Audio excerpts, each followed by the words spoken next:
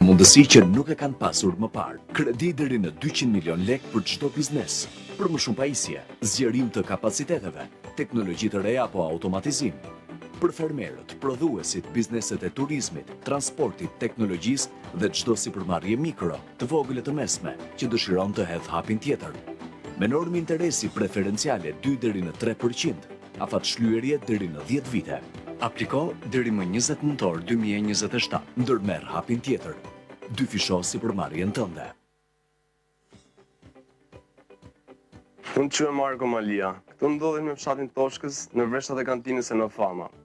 Kantina jone ka nisur rrugtimin e saj në vitin 1998 me mbjedhjen e vreshtave të parë. Verat tona ne i tregtojmë kudo nëpër Shqipëri. Po ashtu vitet e fundit kemi eksportuar edhe përtej Shqipërisë, në tregje ndërkombëtare, në Europë, në Belgjik, po ashtu edhe në disa tregje elitare, siç është Kina, Japonia dhe po ashtu në Brazil. Duke patur një kërkesë në rritje nga tregjet e huaja, neve na ka lindur nevoja për rritjen edhe më shumë të kapaciteteve tona në kantinë. Edhe për ta bërë këtë të mundur, ne kemi aplikuar edhe kemi përfituar kredin me garancinë sovrane, të mbështetur nga Ministria e Bujqësisë. Nga vreshti në gotë, çdo investim ka vlerë. Dyfisho sipërmarrjen tënde. Është një shtys për të rritur biznesin tënd dhe për ta bërë vlerën shqiptare më konkurruese. Nderuar kryeministër, të nderuar ministra, të dashur përfaqësues biznesit, bankave, institucioneve financiare ndërkombëtare dhe partnerë të tjerë, mirë se keni ardhur dhe faleminderit për pranimin tuaj sot. Procesi i integrimit evropian të Shqipërisë nuk është thjesht një derë që hapet në plotësimin e disa kushteve, por së pari është një proces i brendshëm transformimi dhe modernizimi për shtetin, institucionet, biznesin dhe shoqërinë në tërësi. Që Shqipëria të minimizoj kostot dhe maksimizoj përfitimet nga integrimi evropian, është shumë e rëndësishme që në këtë proces transformimi të gjithë aktorët social të punojnë në sinergji. Dhe këtu i referohemi institucioneve publike, bankave, biznesve dhe të gjithë aktorëve të tjerë. Çdo proces transformimi kërkon 2 parakushte, njohuri dhe financim. Për të shoqëruar dhe mbështetur biznesin në këtë proces transformimi, qeveria e Shqipërisë po punon bashkë me shumë institucione ndërkombëtare për një program kombëtar për përgatitjen e biznesit për tregun e vetëm evropian, implementimi i të cilit do të nisë në vjeshtën e këtij viti. Një ndër instrumentet e parë në dispozicion të biznesit dhe në kuadër të këtij programi kombëtar është skema e garancisë sovrane dyfisho sipërmarrjen tënde, e dizenjuar posaçërisht për ndërmarrjet e vogla dhe të mesme. Për të diskutuar pikërisht për këtë skemë dhe rëndësinë që ajo ka për sektorët e ndryshme të ekonomisë tonë, kam kënaqësinë të jap fjalën ministres së ekonomisë dhe inovacionit, zonjës Delina Ibrahimaj. Nderuar kryeministër, guvernator, bledi, përfaqësues të bankave, përfaqësues të shoqatave të biznesit, shumë të dashur sipërmarrës. Sot ne lançojmë programin për të cilin kemi biseduar së bashku në kohë të ndryshme, dyfisho sipërmarrjen tënde. Ky program është iniciuar nga vullneti ynë, nga vizioni ynë, për të dyfishuar sipërmarrjen shqiptare, që është zemra e ekonomisë shqiptare, jo vetëm në përmasa, po në cilësi, në eficiencë, në produktivitet, sepse ne besojmë fort që vetëm nëpërmjet investimeve mund ta zgjerojmë ekonominë tonë, mund ta mbajmë ritmin e rritjes në nivelet që e kemi pasur në vitet e fundit dhe mund të zgjerojmë horizontet duke hyrë në tregje, jo vetëm europiane, por dhe më gjerë. Programi është ndërtuar bazuar në nevojat e biznesit. Ne në vitet e fundit kemi parë një ekonomi e cila rritet me dinamizëm, një ekonomi që është rritur mesatarisht me 4% nga viti në vit, një ekonomi në të cilën çdo vit numri i sipërmarrjeve rritet me norma dyshifrore, vetëm në 6 mujorin e parë të vitit ne kemi rreth 12.000 sipërmarrje të reja. Në vitin e kaluar kemi pasur 25.000 sipërmarrje të reja. Dhe këto numra nuk janë numra të ftohta, të cilat tregojnë vetëm shifra makroekonomike. Numrat e rritjes së sipërmarrjes na tregojnë që ka besim që ekonomia do të vazhdojë të rritet, ka besim që ne do të vazhdojmë të mbështesim sipërmarrjen, ka potencial për të rritur punësimin, ka potencial për të rritur të ardhurat dhe ka vizion për të arritur tregje. Procesi ynë i integrimit evropian është një proces i cili na jep të gjithëve ne një mundësi të jashtëzakonshme për të arritur një treg me 450 milion banor. Po kjo nuk bëhet vetëm. Vizioni ynë për të mbështetur sipërmarrjen është një vizion afatgjatë, ku ne duam të jemi partner i rritjes në investime në çdo biznes, në çdo cep të Shqipërisë. Dhe prandaj ky program është ndërtuar bazuar në nevojat të tregu kishte, pasi financimi dhe aksesi në financa është një instrument thelbësor për zhvillimin e investimeve. Ne e nisëm duke pyetur sipërmarrësit se kush ishin problematikat e financimit. Dhe sigurisht që ndër problematikat kryesore ishte norma e lartë e interesit, ishte kolaterali dhe gjithashtu ishte madhësia e biznesit. Dhe për këtë ne ndërtuam një program në bashkëpunim me sektorin bankar, në bashkëpunim me Bankën e Shqipërisë, i cili i përgjigjet nevojave të gjitha sipërmarrjeve. Ne duam që të japim mundësi çdo sipërmarrësi shqiptar që të zgjerojë aktivitetin e vet, me qëllim që të rrisë produktivitetin, të arrijë standardet të cilat janë të kërkuara për të arritur tregjet ndërkombëtare, pasi ne besojmë fort që duke fuqizuar eksportet, ne do të arrijmë që të kemi një vlerë të shtuar të rritur në vend dhe një rritje ekonomike të qëndrueshme. Sigurisht, si thash më parë, kjo përkthehet në të ardhura më të larta, në më shumë punësim, pra nuk lidhet vetëm me sipërmarrjen në vetvete, por lidhet me rritjen e mirëqenies së popullatës në përgjithësi. Ky nuk është instrumenti vetëm që ne do të ndërtojmë me qëllim suportin e biznesit në procesin e Bashkimit Evropian, po besojmë fort që nëpërmjet rritjes së financimit, nëpërmjet kredisë, ne do të arrijmë qëllimet tona afatmesme. Kredia në fakt është rritur për sipërmarrjen me norma dyshifrore. Vjetet e fundit është rritur me 15%, që do të thotë që ka pasur më shumë financime në dispozicion, e megjithatë, vetëm 26% e kredisë për biznesin shkon tek ndërmarrjet e mesme dhe të vogla. Janë ndërmarrjet e mesme dhe të vogla që neve duam të mbështesim me këtë program, pasi ato në fakt janë 99% e ndërmarrjeve të aktive në Shqipëri, përbëjnë mbi 80% të punësimit, mbi 70% të ardhurave, të vlerës së shtuar, pra kanë një kontribut jashtëzakonisht të rëndësishëm në zhvillimin ekonomik. Ndaj të duhem fuqizuar, ndaj dhe duhem fuqizuar në drejtim të automatizimit, në drejtim të inovacionit. Këto sipërmarrje janë dinamike, kanë dëshirë, kanë vullnet dhe tashmë kanë dhe financim.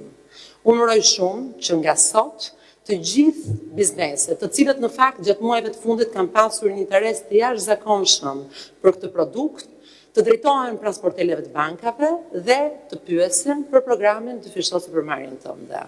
Dhe jemi këtu pa diskutim me të gjithë partnerët për të garantuar që produkti do të jetë aty për të gjithë sektorët e mbështetjes me një vlerë financimi deri në 2 milion euro, me një afat maturiteti deri në 10 vite dhe me një normë interesi nga 2 deri në 3%, duke qenë se qeveria shqiptare mbulon deri në 70% të kolateralit. Shumë faleminderit për pjesëmarrjen sot këtu dhe unë do doja t'ia kaloja fjalën guvernatorit të bankës, i cili në fakt ka dhënë një kontribut të madh në këtë produkt, duke vënë në dispozicion një vlerë financimi prej 250 milionë eurosh. Faleminderit, nderuar kryeministër, nderuar ministrat, nderuar ministra dhe përfaqësues të biznesit. Është një kënaqësi të jam sot këtu në këtë lancim të programit, për cilin ne kemi kohë që punojmë, kemi një kohë të gjatë, relativisht gjatë. Kjo fillon që nga viti kaluar, kur ne fillimisht e lançuam programin me terma më të ndryshëm, se sa këto që sapo prezantoi ministrja. Natyrisht që vlera totale është 250 milionë në shprehur në lek, euro që ne kemi vënë në dispozicion, por nëse do të shohim sukses dhe është ajo që ne presim në financimin e ndërmarrjeve të bizneseve të vogla dhe të mesme, sigurisht që ne mund të arrisim vlerën e financimit dhe më shumë se 250 milionë. Ky program është bërë qëllimisht për të mbështetur programet e bizneset e vogla dhe të mesme. Ajo që ne kemi parë në VMC, me kënaqësi kemi konstatuar që kreditimi, sikurse u prezantua nga ministria, në vite ka ardhur në terma rritje.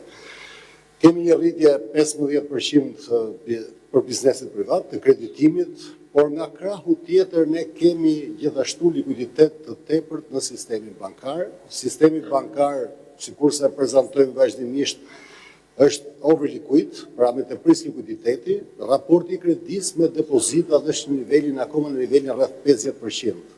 Pra sigurisht që ka potencial të mjaftueshëm për të financuar, për të kredituar bizneset e vogla dhe të mëdha gjithashtu.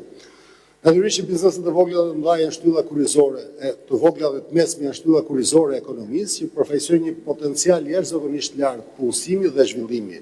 Për këtë arsye ne rishikuam programin këtë vit, rishikuam në drejtim të afatit, zgjatëm afatin deri në 10 vjet dhe gjithashtu të shifrës që u prezantua deri në 2 milion euro për shprehjen euro, që është një oportunitet mjaft i mirë për të gjithë bizneset për të përfituar. Programi ka dy avantazhe shumë të rëndësishme. E para është norma interesit. Norma interesit, nëse do të mbulohet me garancinë bankare të qeverisë, është 2%. Është jashtëzakonisht tërheqëse dhe favorizuese. Dhe sigurisht edhe nëse nuk do të mbulohet me garanci sipas kriterëve të riskut, është 3% që përsëri është një normë interesi shumë e mirë. Në krahun tjetër, lidhur me kolateralin, ato bizneset cilat do të plotësojnë kriteret, do të kenë një mbulim më 70% me garanci sovrane të qeverisë, që përsëri është një lehtësi mjaft e madhe. Unë dua të zgjatem, ne kemi prezantuar programin, ministri i dha shifrat, thjesht do doja të përfitoja nga rasti, si bëja thirrje bankave që të ishin proaktive, ta shikojnë shumë seriozisht se ka një potencial shumë të lartë, jo vetëm zhvillimi dhe kreditimi, por dhe diversifikimi të riskut për vetë bankat dhe gjithashtu dhe biznesit për të qenë sa më interesuar për të aplikuar, për të përfituar nga ky program jashtëzakonisht atraktiv. Falenderoj qeverinë shqiptare për bashkëpunimin që ne kemi bërë gjatë disa periudha për këtë program. Falenderoj dhe bankat gjithashtu që kanë qenë mbështetëse dhe bashkëpunuese dhe gjithashtu presim që të shikojmë këtë vit rezultate shumë më të larta në kreditim nga programi për zhvillimin e bizneseve të vogla dhe të mesme. Faleminderit. Faleminderit zoti guvernator. Pikërisht për të na dhënë perspektivën e sektorit bankar, kemi kënaqësinë të ftojmë për fjalën e tij zotin Bledar Shella nga Shoqata Shqiptare e Bankave. Përshëndetje gjithë, i nderuar zoti kryeministër, i nderuar zonja ministre, zoti guvernator, i nderuar ministra dhe pjesëmarrës, është kënaqësi e veçantë që të jem sot në emër të Shoqatës Bankave dhe të bankave shqiptare në lancimin e këtij produkti. Unë do të thoj që ndoshta ky është produkti i financimit më i favorshëm që ka qenë ndonjëherë për biznesin shqiptar. Pra me këto terma dhe me këto benefite nuk besoj se ka pasur herë tjerë më shumë. Lidhur me sistemin bankar do të thoj që sistemi bankar është ndoshta një nga financuesit kryesor të ekonomisë. Tashmë portofoli i kredis ka arritur mbi 1 trilion lek, mbi 10 miliard euro. Dhe ka pasur, siç u tha edhe më parë, një rritje të ndjeshme, sidomos 2 vitet e fundit, me një rritje mbi 15%. Ndërkohë sistemi bankar ble rreth 66% të borxhit qeveritar, çka e bën atë ndoshta financuesin më të madh të ekonomisë. Ne jemi shumë të lumtur që kemi përfituar nga një rritje shumë e mirë e ekonomisë, sepse një sistem bankar është shumë i ndjeshëm të si hecën ekonomia. Fakti që gjithë këto vite kemi pasur një rritje të shëndetshme financiare rreth 4%, shumë të kujdesur për sa i përket parametrave fiskal, ka bërë që ky kreditim i jon të jetë i shëndetshëm dhe norma e krediteve probleme të arrijnë nga nivelin më të ulët historike, vetëm 3.7% në maj të këtij viti. Por ajo që është edhe më pozitive që do të thoja është që ne kemi, siç u tha edhe nga guvernatori, kemi mjaftueshëm kapital dhe fonde për të vazhduar dhe më tek te kreditim. Pra siç u tha është që raporti kredit depozita është vetëm 52%. Do thotë që vetëm gjysma e fondeve tona janë dhënë kredi. Nëse ne kemi dhënë mbi 10 miliardë euro kredi, kemi po kaq potencial të japim kredi të tjera. Ndërkohë që mjaftueshmëria kapitalit është mbi 20%, do të thotë që është shumë e shëndetshme dhe i gjithë sistemi bankar është në një pozitë mjaft të favorshme. Ne kemi mbështetur që në fillim këtë iniciativë, jo sepse ka profitabilitet për bankat, sepse me një normë interesi 2 deri 3% është në kosto ose ndoshta në humbje, por ne duam të kontribuojmë në ekonomi, në modernizimin e bizneseve tona, gjithashtu në formalizimin e biznesit shqiptar. Hyrja në BE kërkon kontributin e gjithëve, kontributin e bizneseve, të bankave, të qeverisë, dhe ky është një hap mjaft i rëndësishëm. Siç u tha, produkti është mjaft përfitues për bizneset, tashmë të gjitha bankat janë në dijenit e saj, po përgatisin infrastrukturën për të dizenjuar në secila bankë infrastrukturën e vetë për të përgjigjur në kohë të gjithë kërkesave të biznesit. Na vjen mirë që ka një interes, si shta zonja ministre, interes të madh nga ana e biznesit dhe ne po përgatitemi që të bëjmë disa procedura të përshpejtuara për këto raste. Pra, dhe trajtimin e kredidhënies së këtyre raste ta bëjmë më shpejt se sa mund të jetë një periudhë normale. Nga ana jonë është ajo që ne kërkojmë gjithmonë është që gradualisht biznesi shqiptar të formalizohet më tej. Besoj që ky është një nga produktet që do të ndihmojë këtë, por duhet disi akoma më tepër përpjekje nga ana e biznesit. Ne si banka, bashkë me Bankën e Shqipërisë dhe qeverinë, po bëjmë infrastrukturën e nevojshme. Ju e dini që me SEPA-n kostot e transaksioneve janë ulur ndjeshëm, numri ATM-ve në 5 vitet e fundit është rritur me 50%, numri i POS-eve është trefishuar në 5 vitet e fundit, numri i transfertave është rritur ndjeshëm, por ka ende mjaft hapësirë për të përmirësuar më tej.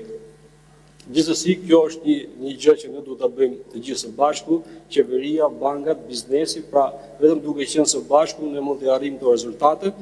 Prandaj unë jam shumë i kënaqur që ne kemi arritur me këtë produkt të kemi një bashkëpunim shumë të suksesshëm të gjitha palëve. Dhe doja të falenderoja qeverinë, Ministrinë e Ekonomisë, Ministrinë e Financave, të Bujqësisë, Bankën e Shqipërisë dhe normalisht dhe gjithë bankat që kanë qenë pjesë të dizenjimit, të përmirësimit dhe të mendoj që tashmë kemi arritur një produkt mjaft mirë dhe uroj që të jetë po kaq i suksesshëm. Faleminderit. Shumë falenderit. Në fakt, ti bëre gjitha falenderimet, po e vërteta është që ky produkt ka lindur si një iniciativë e kryeministrit, i cili nisur nga bisedat që vazhdimisht ka bërë me bizneset dhe nisur nga dështira dhe vullneti i bizneseve për të zgjeruar, para disa muajsh na inicioi këtë proces për të krijuar pikërisht produktin dyfishtosi për marrjen tënde. Unë jam shumë e kënaqur që ne në një kohë shumë të shkurtër, me mbështetjen e të gjitha palëve, arritëm ta krijojmë produktin dhe nga ana ime dua ta falenderoj kryeministrin për këtë iniciativë, sepse sigurisht që besoj fort që nëse të gjithë bashkë do punojmë për të pasur eficiencë në dhënien e kredive, për të pasur burokraci më të ulët, shpejtësi më të madhe, ne do të arrijmë që të mbështesim çdo supermarkje. Ja fjalën kryeministrit për paraqitjen e tij. Shumë faleminderit.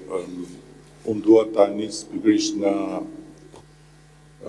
sinergjia e krijuar për të arritur në formësimin e këtij produkti të ri në dispozicion të supermarkjes, sepse ka qenë themelore që ne nga ana jonë si qeveri e Shqipërisë të kishim bashkëpunimin dhe vullnetin e Bankës Shqipërisë dhe pastaj edhe të bankave të nivelit dytë, që për hir vërtetës, të paktën me fjalë, na kanë garantuar që do të bëjnë pjesën e tyre ashtu si duhet për suksesin e këtij programi. Them të paktën me fjalë, sepse e vërteta është që bankat janë futur në një zonë komforti jashtëzakonshëm, ndërkohë që të gjithë të tjerët luftojnë për të fituar, bankat fitojnë pa luftuar.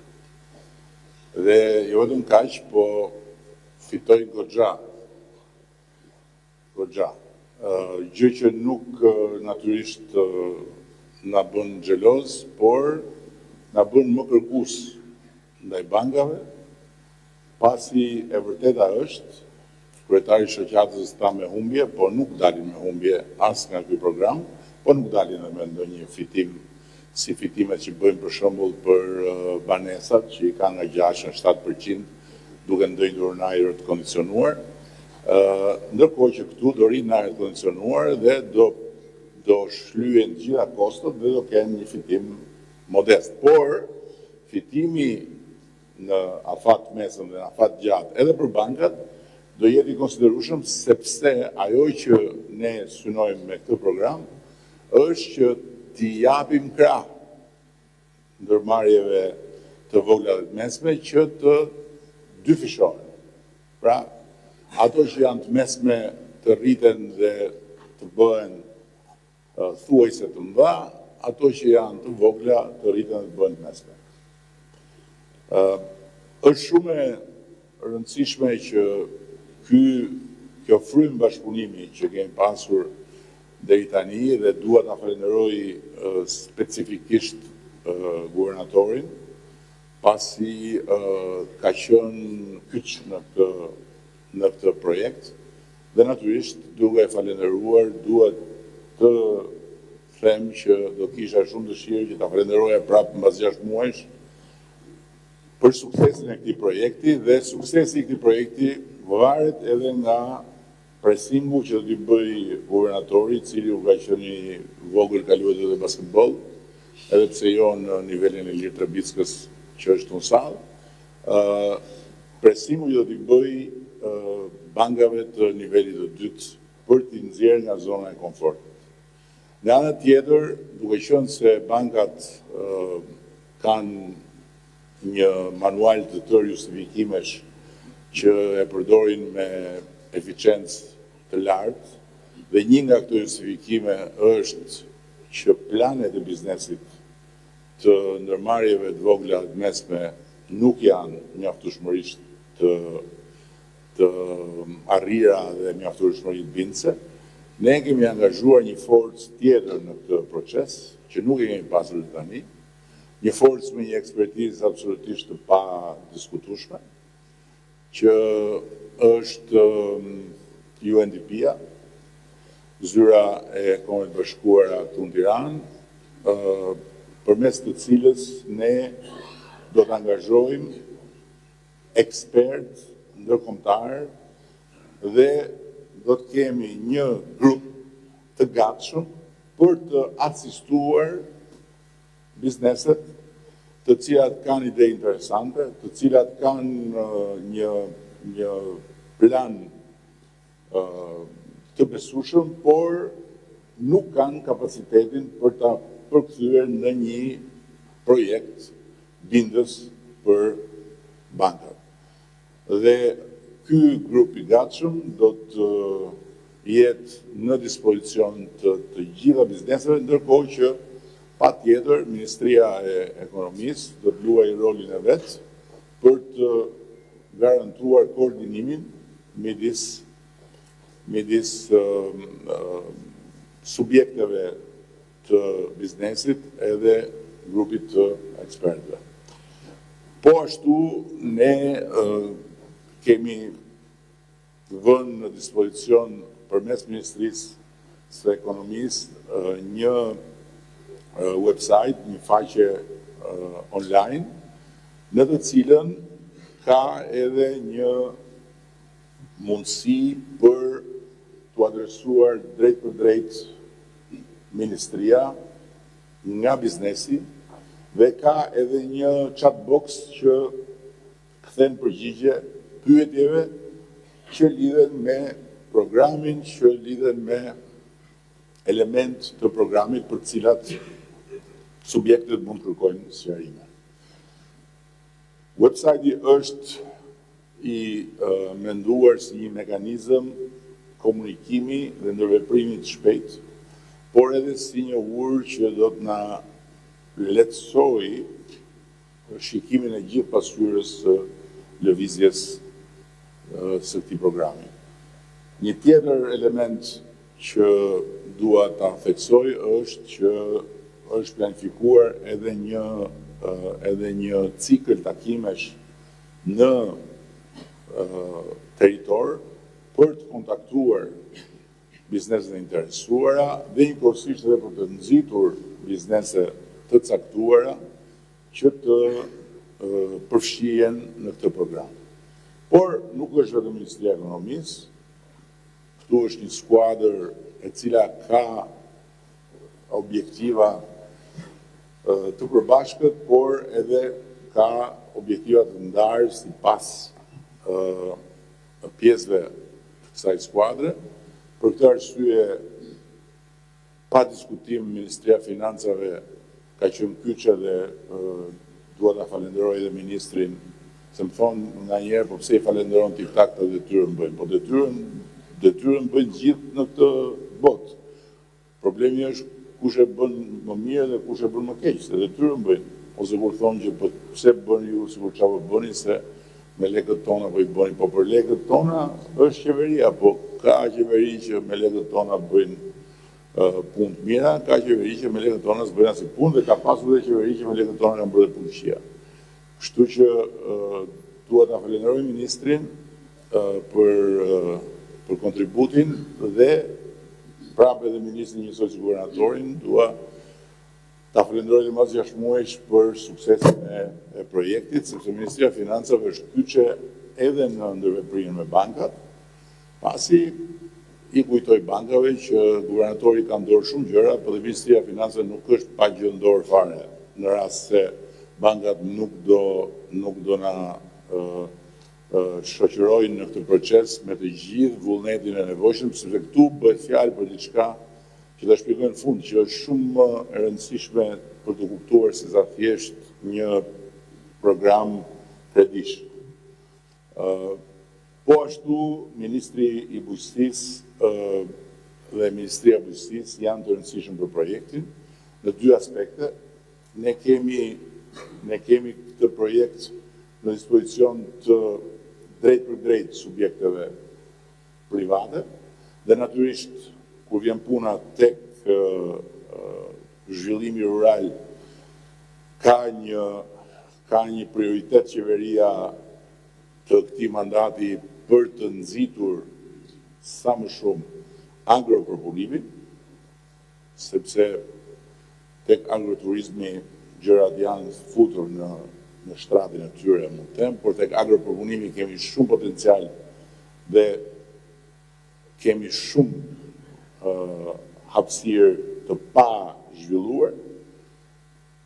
Dhe nga ana tjetër, një element i ri i programit është mbështetja e shoqërive të përbashkëta. Shoqërive të përbashkëta në fshat midis subjekteve private, fermerëve, supermarketëve të vegjël dhe të mesëm të fshatit dhe bashkive. Ndërkohë që kemi dhe Ministrinë e Kulturës dhe të Turizmit, që ka pjesën e vetë të procesit në stimulimin e sipërmarrjeve që lidhen me turizmin, po gjithmonë dhe dua ta theksoj, kjo kredi, ky program, kjo linjë kredi është menduar për të vegjëlit dhe për të mesmit, jo për të mëdhenj. Sipërmarrjet e mëdha nuk do kenë mundësi që të kenë akses në këtë program, edhe sikur të bëjnë nga ato truket që për fat mirë kemi disa që vinë nga sektori privat në qeveri dhe i kanë bërë vetë përpara, kështu që na kanë paralajmëruar se ku mund na futen të mëdhenjt, kështu që u kemi mbyllur të gjitha shtigjet. Dhe ministri i të gjitha pushteteve vendore, zoti Demo, i cili ka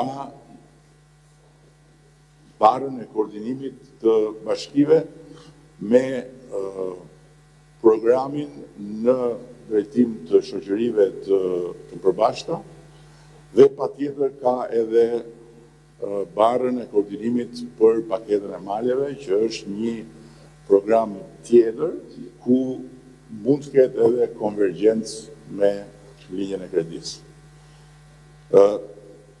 Për të qenë të qartë, linjat e financimit janë të parashikuara të stimulojnë produktivitetin, gjë që është një nga sfidat kryesore të ekonomisë tonë sot, dhe për këtë arsye, përveç, siç thash, agropropunimit, një tjetër linjë është industria proponuese në tërësi, pastaj transporti dhe logjistika, pastaj teknologjia dhe ekonomia digjitale. Kemi shumë tani realitete që me financim mund kalojnë në një nivel tjetër.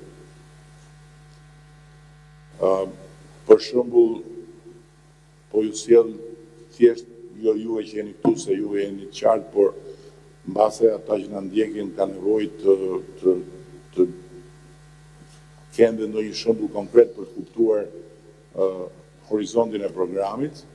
Ka një realitet për shembull të jashtëzakonshëm në jugun e thellë të vendit tonë, ku një emigrant, një djalë i kthyer nga emigracioni, ka krijuar një shoqëri të çobanëve të rinj. Dihet shumë mirë se sa i kërkuar është ky zanat dhe se sa pak janë ata që kanë qenë dhe janë ende disponueshëm për të mbështetur rritjen e sektorit të mjektorisë, që është një nga sektorët më me risk. Dhe në ndërkohë, surpriza e këtij realiteti është se është krijuar një kompani me një numër jo të vogël të rinj, të gjithë nën 30 vjeç, që bëjnë çoban. Dhe që faktikisht vinë nga realitetet të ndryshme, por tek kjo kompani kanë gjetur mundësinë për të bërë para. Dhe kur unë e pyeta djalin se deri ku e shihte horizontin e kompanisë nga hyrpamja e numrit të krerëve, ai tha edhe 100.000 krerë. Por natyrisht duhet financim.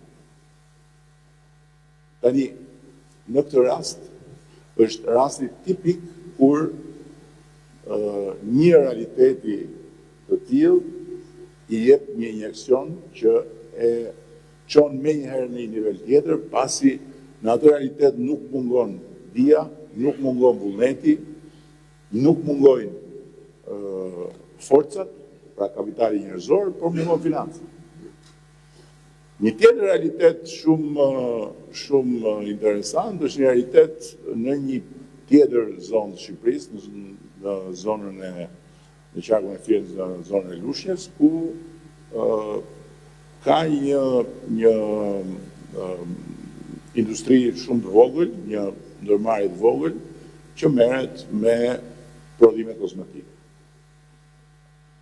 Prodhime kozmetike të certifikuara ndërkombëtarisht, por që ka një volum të vogël. E njëjta përgjigje e pyetjes ku është horizonti. Dhe i njëjti problem, financimi. Dhe kështu ka ndërmarrje, ka bërthama, po themi, ndërmarrjes të vogla në fushën e teknologjisë, të cilat një pjesë vinë nga programi Startup Albania, kanë hyrë në treg, por kanë nevojë për një financim për të rritur, për të dyfishuar, për të shumëfishuar. Dhe në fund fare, dua të them që programi ka një tavan prej 2 milion eurosh, që është një shumë e konsiderueshme, dhe do të ketë të gjithë mbështetjen tonë dhe të gjithë vëmendjen tonë në mënyrë sistematike. Për këtë arsye ne do të ngrejmë një task force, e cila do të jetë përbërë nga përfaqësues të qeverisë, të UNDP-s, edhe të shoqatës së bankave.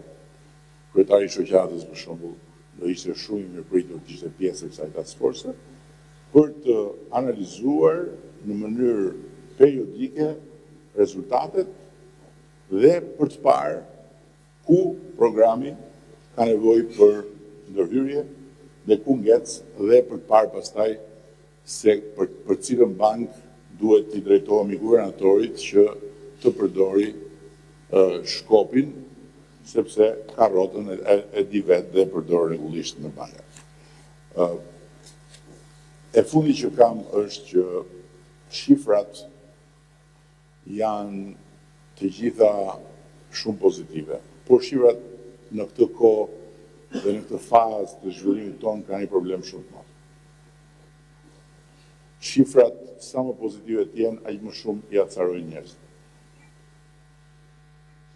Sa më shumë, sa herë të përsërisësh që ekonomia është rritur në mënyrë të qëndrueshme me mesatarisht 4%, që është diçka vërtet shumë e mirë, do të prodhosh tension dhe acarim. Sa herë të thuash që bizneset janë shtuar, do përballesh vetëm me të kundërtën e efektit që bën një lajm i mirë. Tani, unë për veten time kam krijuar bindjen që kjo është një shenjë shumë, domethënse, e një faze të re të zhvillimit ku kemi hyrë. Kjo nuk është një shenjë e një shoqërie që nuk e kupton progresin apo nuk e sheh progresin. Por është një shenjë shoqërie që do shumë më tepër progres, e do shumë më shpejt, mundësisht sot, dhe nuk do t'ja di se nga vjen. Koha dhe brezat që e vlerësonin shumë rrugën për të nxjerrë konkluzione për pozicionin dhe për të projektuar vazhdimin e rrugës, ka ndryshuar totalisht. Sepse gjithmonë më pak njerëzve ju intereson se ku kemi qenë. Gjithmonë më pak njerëzve ju intereson se çfarë ka pasur rruga vështirësi dhe si kemi ardhur nga këtu, nga këtu, nuk gjithmonë më pak. Madje, them gjithmonë më pak, për mos thënë që gjithmonë më shumë referimi tek rruga e bërë i acaron. Sepse suksesi i të tjerëve është një arsye për të kërkuar suksesin dhe për vete, dhe çdo lloj dallimi me të tjerët është një arsye për të acaruar kur rruga thot duhet bërë durim. Dhe për këtë arsye, ky program është shumë i rëndësishëm si edhe në aspektin psikologjik për sipërmarrjen. Njerëzit meritojnë të kenë mundësi të reja për të sprovuar veten e tyre dhe për të bërë sukses më shumë dhe më shpejt. Dhe natyrisht që këto mundësi të reja nuk kanë asnjë arsye pse mos i kërkojnë nga qeveria. Kështu që jemi në një fazë të re të zhvillimit kur tani më raportin e besimit me institucionet, raportin e besimit me shoqërinë, raportin e besimit me vendin e krijojnë pritshmëritë. Nuk e krijojnë arritjet. Arritjet janë diçka tjetër, janë patjetër shumë të rëndësishme, por janë tërësisht pamjaftueshme. Sepse pritshmëritë diktojnë të përditshmën e njerëzve, diktojnë përditshmën e kujtdo. Dhe natyrisht që ne nuk kemi mundësi që t'i adresojmë pritshmëritë në ajër, por pritshmëritë në terrenin e punës, pritshmëritë në terrenin e përpjekjeve për të rritur përmes punës, pritshmëritë në terrenin e sipërmarrjes që është motori i padiskutueshëm i zhvillimit ekonomik të një vendi demokratik dhe që nuk mund zëvendësohet me formula halucinante, ne kemi detyrë që ti adresojmë me më shumë instrumente. Dhe ky është një instrument i drejt për të adresuar pritshmëritë. Dhe dua ta theksoj dhe një gjë tjetër, se guvernatori e ka për detyrë që të jetë i përmbajtur, por më tepër pastaj që guvernatori është një institucion që në situatën laike barazot me papën, kështu që asnjë nuk shkon të bëj protest përpara Vatikanit. Por unë dua t'ju them sipërmarrësve që ne jemi gati të shkojmë deri në 1 miliard euro mbështetje. Kemi filluar me 250 milion. Natyrisht që guvernatori ka drejt kur thotë që magnituda e suksesit të këtij bloku të parë fondesh do të përcaktoj edhe zhvillimin e rotation programit dhe natyrisht nëse do duhen, thotë guvernatori, ne do të shtojmë më shumë fonde. Por ne jemi gati që të shkojmë deri në 1 miliard. 1 miliard euro për sipërmarrjen e vogël dhe të mesme që vijnë nga mbështetja e qeverisë në mënyrë që askush mos thotë s'kam mbështetje financiare për të bërë planin tim. Ama duhet të keni plan.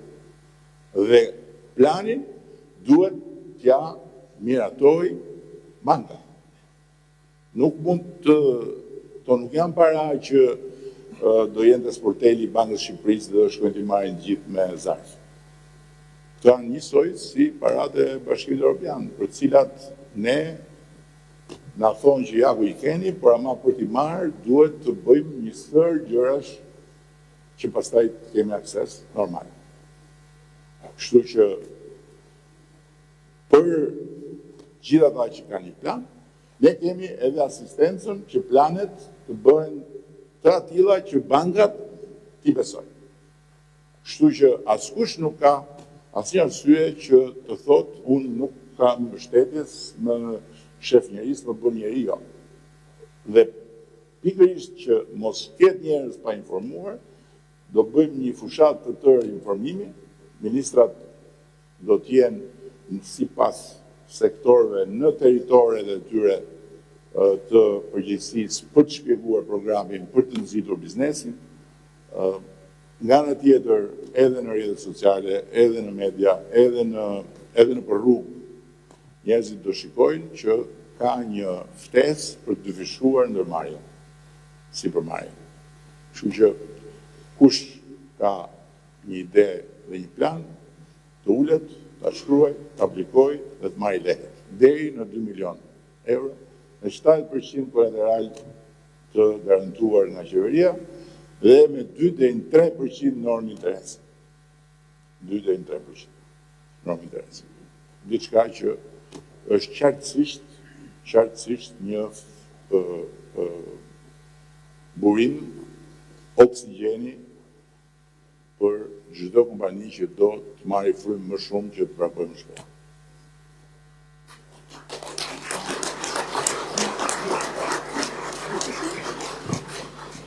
Doja shumë që të jepja fjalën biznesit për të dhënë opinione, për të bërë pyetje, për të sugjeruar, sepse siç thash në krye të herës, ky është një produkt i cili është bërë me biznesin për biznesin.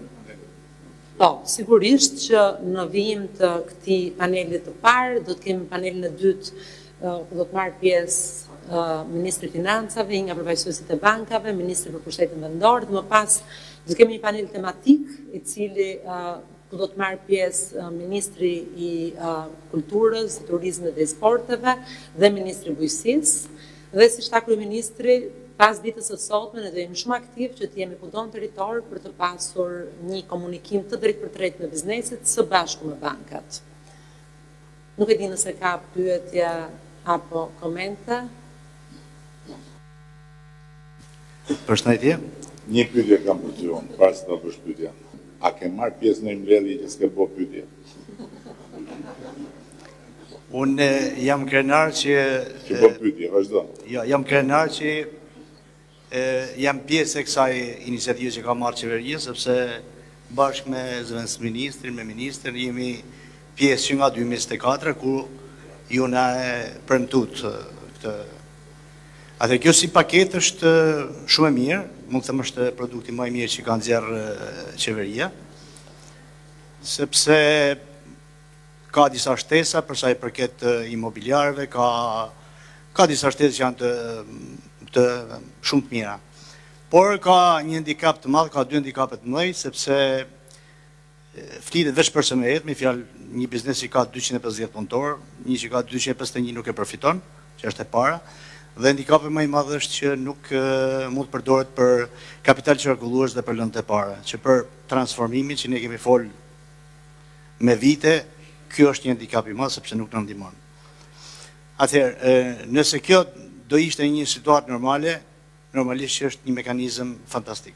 Por duke pas parasysh situatën që është manufaktura, kur rënja është me 2 shifra, muajin e kaluar ishte 14%, e vën në vështirësi shumë biznesin që të shkojë me ardhje, që të shkojë me investu. Kjo ka veç një faktor që më bëhet qefi se jemi gjithë bashkë, si me guvernator, me ministrin, ka veç një emërës të përbashkës, është euro. Ne kemi një rënje nga 3 vitet e fundit gati 33%. Sipas dënëve të bankës janë 5 miliard euro jashtë kontrollit bankave, dhe mund të shkosh në çdo pikë, në çdo market, ti shkon me bledh me euro dhe thot ne e marrim me kaq. Unë mendoj që këto ndikojnë. Kështu që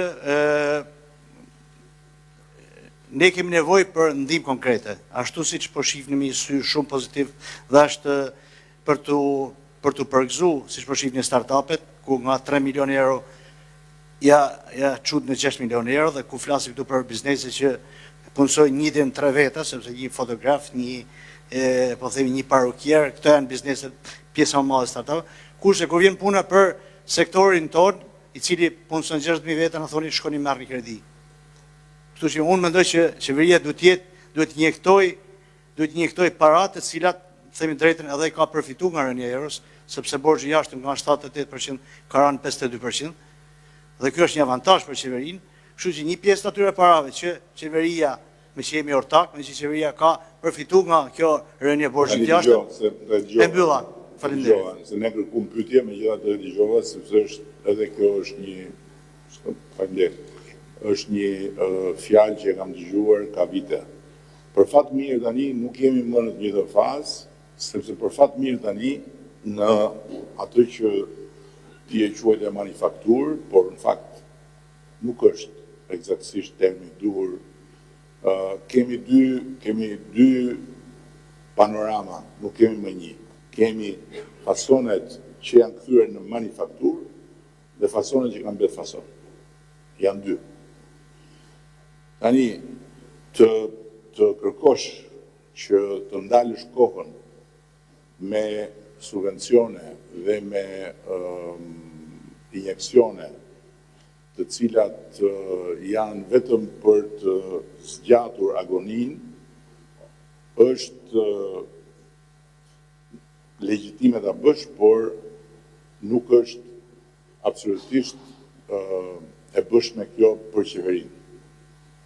Qeveria nuk mund të ndihmojë ndaljen e kohës dhe nuk mund të harxojë asnjë qindar nga taksat e qytetarëve për realitete që koha i ka lënë mbrapa. Dhe e thash në fillim që kur këtë gjë e thosha në momentet e para kur ky fakt filloi të bëj i dukshëm, ndeshesha me shumë reagime negative, sepse akoma nuk ishte bërë ndarja. Ndërkohë që sot ne kemi ndarje. Kemi fasone që janë thyer në manufakturë dhe që nuk kanë më probleme të tilla. koha kur krau i liri punës ishe avantazh konkurus, ka vdekur një gujim. Ka kohë që ka vdekur, dhe sa më shumë të bashkjetoni me të vdekurin, duke dhënë, duke ushqyer vete me iluzioni që do ngjallet, aq më shumë koha do t'ju lëri mbrapa. Nuk e kam për ty personalisht, flas për atë pjesë të sektorit që i referohet në mënyrë të vazhdueshme euro, duke pasur gjithmonë në backgroundin e mendjes edhe gjithë ekonomistët popullor që forcimin e euros, forcimin e lekut, e lidhin me narko regjimin. Një banalitet absolut, që nuk ke mbështet dot në asnjë lloj teorie reale ekonomike. Forcimi i lekut është sukses i ekonomisë shqiptare. Nuk është absolutisht diçka për të vënë kuje. Është sukses, është një nga treguesit më kokfort të suksesit tonë. Dhe nuk ka të bëj fare me atë shpjegimin popullor të atyre që i thonë vetes analist dhe që i thonë vetes katalist edhe që nuk di çfarë flasin. Sepse në një vend ku miliarda e miliarda hynë çdo vit, miliarda hynë çdo vit, nga ekonomia reale, 8.5 miliard, po të kemi parasysh kombinimin e turizmit me investimet e huaja, të flasësh tashti për narko e për gomarrëdhënie të tilla, mund të përkthelesh shumë vesh që kanë nevojë vetëm për lajme të këqija, por nuk ka lidhje fare me realitetin. Nuk ka lidhje. Është pa lidhje. Sepse nëse do t'ishte e vërtet, do t'ishte një alarm që nuk do vinte nga kanalet e informimit me si ata që i bien violinës me vesh. Po do vinte nga kanalet institucionale të organizmave ndërkombëtare, financiare që ndjekin ekonominë tonë me lupë. A ka ekonomi informale në Shqipëri? Patjetër që ka. E ky është një problem për ne, është një problem për taksa paguesit. Por për këtë nuk mund të ankohen ata që bëjnë informalitet. A ka në Shqipëri para të shtëpisë që qarkullon? Po patjetër ka, po ku nuk ka. Dhe është shumë e ligë në thelb që t'jam veshur Shqipërisë, duke qenë shqiptar, nuk ka fare rëndësi se kush është në qeveri e kush s'është në qeveri. T'ja veshur Shqipërisë, duke qenë shqiptar, duke pas pasaportën shqiptare. Këtë lloj kostumi kaq të ndyrë, nuk di se çfarë duhet jesh. Për ata që e bëjnë. Kështu që tek ky program është dhe pjesa juaj, dhe t'jeni shumë mirë që është dhe pjesa juaj. Kur ne themi teknologji, kemi parasysh dhe ju. Kur ne themi industri përpunuese, kemi parasysh dhe ju. Po nuk kemi parasysh fasonët. Se nuk e gjeni dot më ju asnjë nga vajzat e atyre grave që janë ullur të makina qepse në 91-shin e 92-shin, kur vinin nga zonat më të varfëra të Shqipërisë për një jetë më të mirë këtu, dhe jetonin në tenda plasmasi, ke fusha e Kamzës. Asnjë nga vajzat e atyre grave nuk vjen të ullet makinë qepse. dhe të bëj punën e nënës që nëna bëri për 20-30 vjetë, edhe që jeri koha dalin pension ose ka dalin pension, për të marrë pagë minimale. Si, ku e gjeni ju? Nuk e gjeni do të më këtë lloj tipologjie në tregun e punës, nuk e gjeni do të më këtë lloj krau pune. Kjo duhet ta harroni, dhe kush e ka harruar, po ecën dhe po transformohet. Kush nuk e ka harruar, thjesht dhe vetëm pret nga qelli që të ndodhi në një mrekulli, si presësh që të ngjallet një vdek. Nuk ka më kështu. Ata që e kanë kuptuar, tani më, çfarë po vuajnë? Po vuajnë që nuk i kanë forcat e mjaftueshme që ju duhen dispozicion.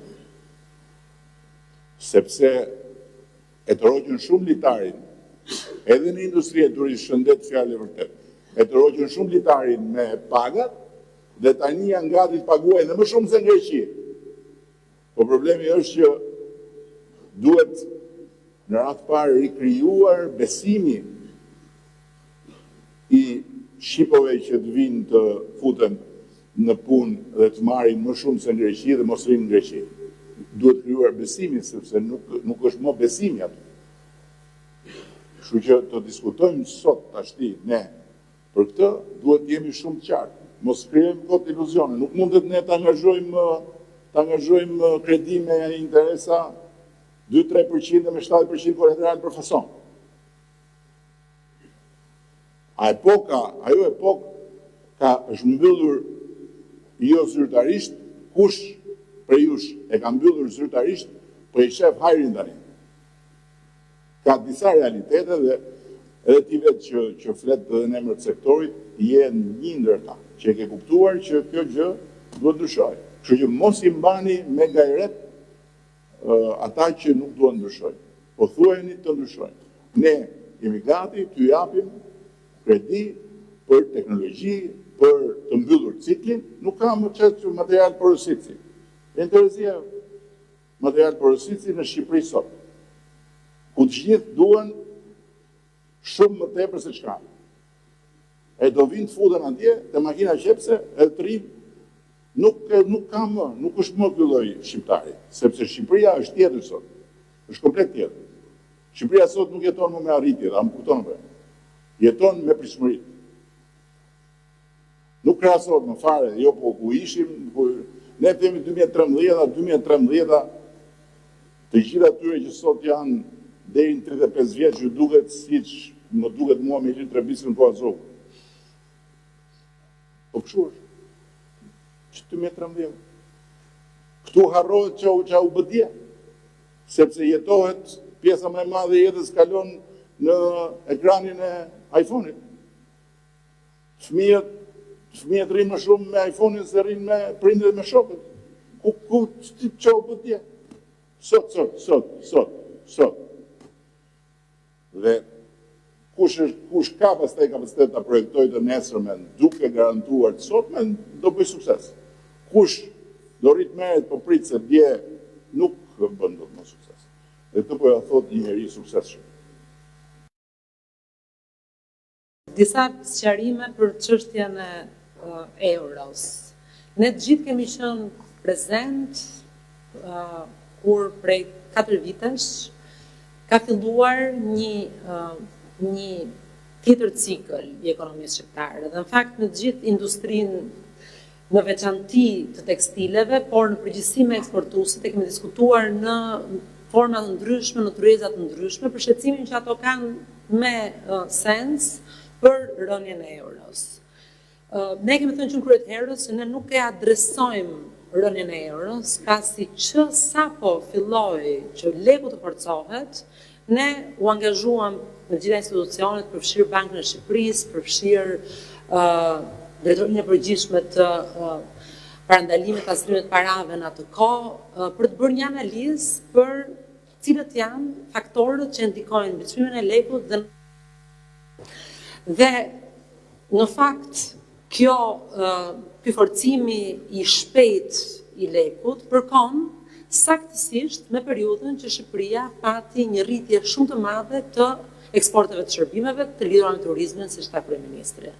Vit pas viti ne kemi qenë gjithë prezent këtu, pa dashur, pa hyrë shifrave, po thjesht ndjesia që secili prej jush ka, çdo qytetar ka, vit pas viti e shohim se sa janë rritur, sa është rritur numri turistëve. Dhe vit pas viti ne shohim që të ardhurat në turizmi janë rritur. Tregohet kjo tek numrat, tregohet kjo tek shifrat e hoteleve, por tregohet kjo edhe ke shifrat e bilancit të pagesave që vit pas viti kanë treguar rritje. Në vitin 2025, në bilancin e pagesave, para të llogaritura, të hyra në vend, të matura nga Banka e Shqipërisë, janë mbi 5 miliardë euro vetëm nga shërbimet e turizmit. Ndërkohë që nga remitancat, nga investimet e huaja direkte, kemi pasur gjithashtu rritje të hyrave, janë gjitha flukse të eurove të cilat futen në vend, të cilat janë leku dhe euro kursi kombimit është çmim, është kërkesë, ofertë. Juve të gjithë jeni sipërmarrës dhe të gjithë kuptoni që kur ka shumë ofertë, çmimi bie, pasi ka kërkesë më të ulët. Njësoj është edhe kursi kombimit. Njësoj si çdo mall tjetër. Ka pasur një fluks hyrës shumë të lartë të eurove nëpërmjet turizmit, nëpërmjet investimeve të huaja direkte, nëpërmjet remitancave, të cilat kanë bërë që leku të forcohet. Dhe kjo nuk është vetëm e thënë nga bilanci pagesave i Bankës së Shqipërisë, por dhe vetëm MN-ja që ka analizuar ecurinë e kursit të këmbimit dhe ecurinë e mbiçmimit të lekut, ka shprehur se nga 85 deri në 95% e kësaj dukurie vjen nga faktor fundamental, nga faktor të cilët shpjegohen nga ekonomia. Dhe përveç kësaj, sigurisht që të gjithë elementet e tjerë që nuk lidhen domosdoshmërisht me këto tre komponentë që unë thash, që lidhen me hyrjen e më të madhe të euros, po zhvillimet e tjera që kanë ndodhur në vend kanë bërë që të ulet risku i ekonomisë shqiptare. Dhe këtë përsëri citoj një studim të Fondit Monetar Ndërkombëtar. Pra nuk janë analiza të bëra nga institucione shqiptare, nuk janë analiza të bëra nga ekspertë shqiptarë, janë analiza të bëra nga ekspertë ndërkombëtar, të specializuar për këtë. Dhe pse ka lënë risku? Çfarë e tregon rënien e riskut? Rreth të parë, në shumë tryeza, në shumë artikuj, në shumë diskutime, unë shoh që të artikulohet kjo periudha 2021-2025, kur në Shqipëri ka pasur një bum ndërtimi, në fakt, është e vërtet, dhe artikulohet që ky është momenti në të cilin kanë pasur flukse të parave të pista të ekonomisë ilegale që hynë dhe pastrohen në Shqipëri. E vërteta është që në fakt është pikërisht ky moment në të cilën Shqipëria ka dalë nga lista gri. Dhe pse ka dalë Shqipëria nga lista gri? E FATF-s, e Manivalit, mbas një vlerësimi rrënjësor të çdo komponenti që lidhet me parandalimin e pastrimit të parave, mbas përmbushjes së të gjitha rekomandimeve të lëna nga institucionet kombëtare, mbas një pune të jashtëzakonshme të çdo institucioni të qeverisë shqiptare për të adresuar të gjitha rekomandimet për të forcuar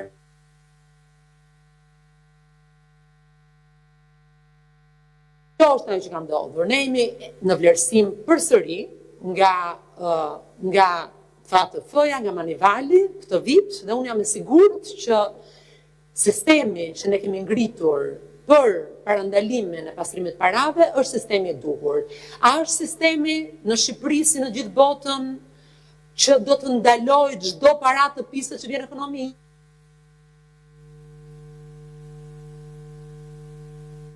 Sistemi i cili monitorohet nga sistemi bankar, kur ka risk, si çdo monitorim tjetër, siç e ka Gjermania, siç e ka Holanda, siç e ka Anglia, siç e ka çdo vend evropian. Mbase madje duhet t'ju them që në shumë raste, duke qenë se Shqipëria është një vend i cili edhe procesin e antarësimit në Bashkimin Evropian e ka më të vonën se shumë vende të tjera, për ne ky sistem monitorimi është edhe më rigjid se në shumë vende të tjera.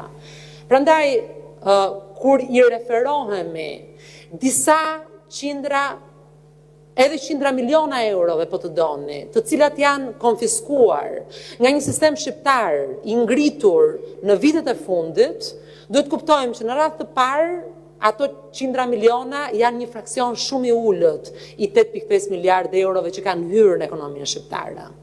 Në radhë të dytë duhet të kuptojmë që janë qindra miliona euro të cilat janë arritur të sekuestrohen, të konfiskohen për hir të forcimit të institucioneve shqiptare, për hir të politikave që janë ndjekur në vitet e fundit. Ato nuk tregojnë që në Shqipëri ka më shumë para informale.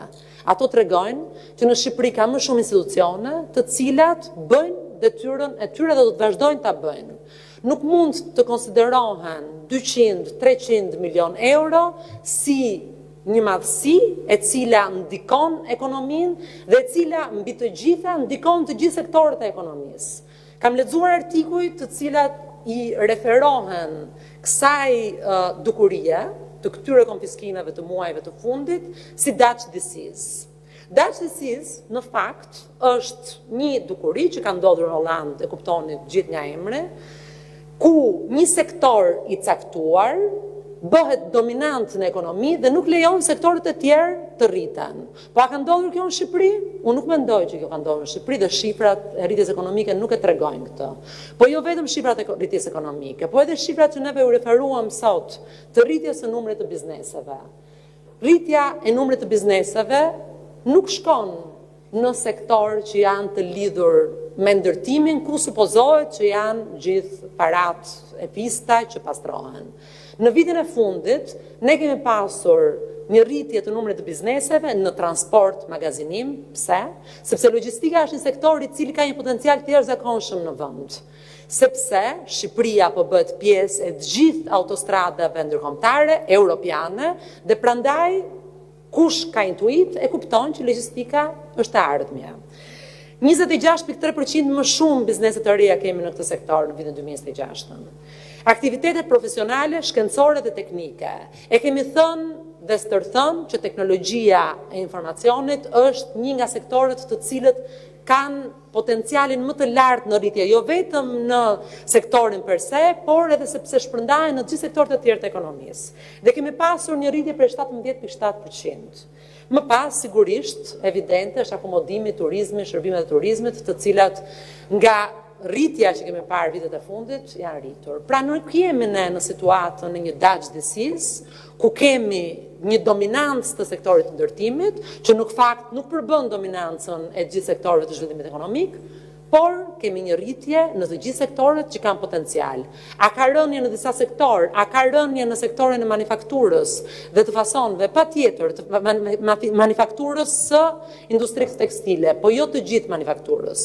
Ka rënje në industrinë tekstile, për gjithë arsyet që shpjegoi kryeministri, se Shqipëria nuk është më Shqipëria e fuqisë punëtore me pagat ulta, por është Shqipëria e zhvillimit, është Shqipëria e inovacionit, është Shqipëria e eksporteve, të cilat lidhen me vlerë të shtuar të rritur në vend dhe jo me vlerë të shtuar të vogël në vend. Unë flas me orë të tëra, pa diskutim që ka dhe element të sistemit bankar, të cilat lidhen me financimin e ndërtimit, me sa kredi jepen për sektorin e ndërtimit, me sa kredi merren për blerje të banesave që justifikojnë gjithë ato që sapo thash, por me shumë respekt për të gjithë bizneset, sipërmarrjet shqiptare që punojnë ditë pas dite për të zhvilluar ekonominë e vendit, por gjithashtu edhe me punën që çdo institucion shqiptar bën për të rritur mekanizmat e parandalimit të çdo keqdashësi, unë nuk mund të rria sot pa adresuar këtë. Dhe që ta mbyllim se janë dhe panelet e tjera dhe mund i bëni pyetjet më pas, dua të sjell një shembull shumë të thjeshtë. Përpara se sa të ngjitesha këtu, aty poshtë të shkallët kishte më shumë njerëz ulur të shkallët në hije se sa çka këtu. Ishin gjithë turistë të huaj. Ky është realiteti i Shqipërisë sot. Po të ecësh nëpër Tiranë, nuk janë qytetarët e Tiranës që ecin aq shumë sa që janë turistët që ecin. Dhe kështu është Shqipëria. Për herë të parë në 5 vjet kam parë një grafik në ngjecje jo në rënë, në ngecje, muaj qershor. Jemi rritur deri në fund të majit me 26% nga viti kaluar. Në muajin qershor kemi 1% rritje dhe shumë kancelime, rezervimesh. Gjithsesi, e vërteta është që 8.5 miliard që hynë në ekonominë shqiptare euro nga jashtë, nga të huaj, pra turist 5.7 miliard, Banka e Shqipërisë, ja ku është, dhe investimet huaja 1.7 miliard, një shifër rekord që këtë vit do jetë më e lartë. Dhe revitanca, që janë të ditura, qarë diskutojmë të tani? Diskutojmë që këtu është bërë, këtu ka një lavatrishët madhe parash spista, po kush do na linte ne në rast se kjo do ishte vërtet që të vazhdonim me mbylljen e kapitujve të antarësinë në Bashkimin Evropian. Vetëm ideja që kjo mund të jetë vërtet do kishte stopuar çdo gjë dhe do ishim bërë targeti i gjithë institucioneve ndërkombëtare. Ndërkohë që sot risia nuk është që ka ardhur një qet nga hëna dhe po lufton këtu me korrupsionin. Risia është që sistemi ka prodhuar mekanizma të ri dhe SPAK-u është pjesë e sistemit. Dhe kjo është risia e madhe e transformimit që sistemi po lufton tani. Deri dje nuk lufton të sistemi. Deri dje nuk kishte sistemi balancat e brendshme për të garantuar imunitet. Sot lufton sistemi. Fakti dhe që u përmend tu dhe që kapen njerëz të përfshirë në një rrjet që ka mundësuar sjelljen e paras së pistë, është historik. Për çfarë? Për të treguar rritjen e nivelit të imunitetit sistemit. Po nuk tregon që është vetëm një detaj i vogël në malin e madh të narko shtetit. Tregon që po goditet edhe korrupsioni, edhe krimi organizuar, edhe trafiqet, edhe rrjetet, po goditen, dhe natyrisht, duke qenë në sytë të gjithëve në mënyrë të vazhdueshme, perceptimi kthehet përmbys. Dhe po e mbyll me njërin, se ma të pash në një nga këto fast foodet që sjell algoritmi, i thoshte me një pamje prej kompetenti, por një personazh që nuk ka asnjë atribut që të mbështesi kompetencën e vet, as shkollë për ekonomi e për financë, as ndonjë trajnim për ekonomi e për financë, as në një ditë punë gjëkundi, përveç se në industrinë e llafeve dhe tasheteme, e thoshte, po mirë, pse ka rënë euro? Dhe kur dëgjoj përgjigjen më të natyrshme, po se është forcuar leku. Sikur kapi gafil dikë që tha një gaf. Po se vërteta nuk është që ka rënë euro, vërteta është që është forcuar leku. Kjo është vërteta. E vërteta është që leku është pasqyrë e një ekonomie tjetër, që nuk është më ekonomia që ishte deri përpara 50 vjetësh. Kemi aeroportin më të madh në rajon, mbi Beogradin për të disa vjet, pa subvencione. Ata subvencionojnë atë. Nuk e përballojnë dot fare idenë që Tirana e ka të i kaluar dhe e ka lënë shumë brapa aeroportin që ka qenë aeroporti i krye qendrës së Ballkanit. Po këto ç'a janë këto? Ç'a janë? Moll që lëvizin në një konvejer dhe kalben rrugës dhe bien, apo janë para që hyn në këtë ekonomi. Si mos forcohet? Shumë e thjeshtë. Unë e bindur që e turma që ne jemi e njëjta turm këtu, e turma që ishte kur erdha unë ka ikur është një turm tjetër që shul aty. Prap thuaj që bërim pak në hije. Shumë faleminderit. Edhe në panelet e tjera mund të bëni edhe pyetjet dhe të merret përgjigjet e tjera.